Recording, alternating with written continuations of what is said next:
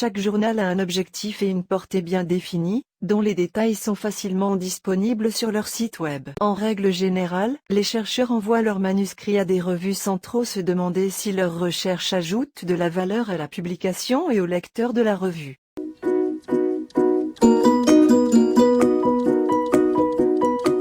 La question traitée n'a pas d'intérêt sur le terrain. Et le travail n'intéresse pas les lecteurs du journal.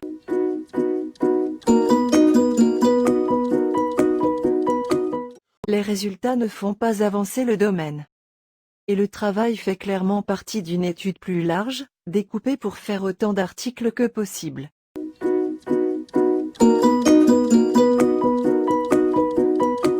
La langue, la structure ou les figures sont si mauvais que l'article ne peut être évalué.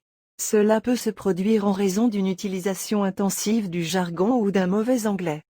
Les journaux souhaitent que les manuscrits soient rédigés de la manière la plus simple possible, garantissant ainsi leur facilité de compréhension. D'autres raisons telles que la mauvaise grammaire, les problèmes d'orthographe et l'absence d'éléments de texte importants tels que les affiliations, la liste des auteurs, les tableaux et les figures conduisent souvent les éditeurs à rejeter les articles sans trop y réfléchir.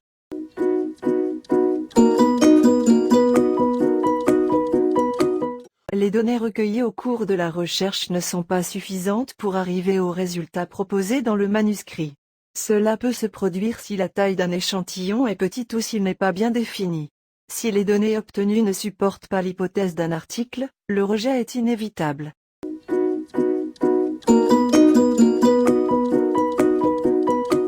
L'étude manquait d'autres paramètres de comparaison.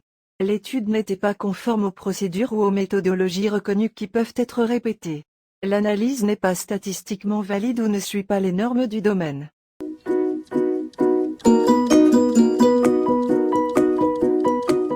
Les arguments sont illogiques, non structurés ou invalides. Les données n'appuient pas les conclusions. Les conclusions ignorent une grande partie de la littérature. Si vous avez du mal à écrire en anglais, il existe plusieurs outils que vous pouvez utiliser pour améliorer la rédaction de vos recherches, comme par exemple Grammarly et Ginger. Pour rechercher un journal qui s'inscrit dans le domaine de votre recherche, vous pouvez utiliser Springer Journal Suggester, Elsevier Journal Finder et Wiley Journal Finder. Pour éviter le plagiat, vous pouvez utiliser Duplicate Checker, Plagiarism Checker, Paper-Hatter. Vous trouverez les liens en bas dans la boîte de description. Le rejet courant dans la publication scientifique. Le véritable échec n'est pas la chute, mais de se relever sans en tirer un enseignement. Assurez-vous que vous ne faites aucune de ces erreurs lorsque vous le soumettez à la prochaine revue. Et prenez en considération ces 7 points pour vous assurer que vos chances de rejet par un journal bien classé sont minimisées.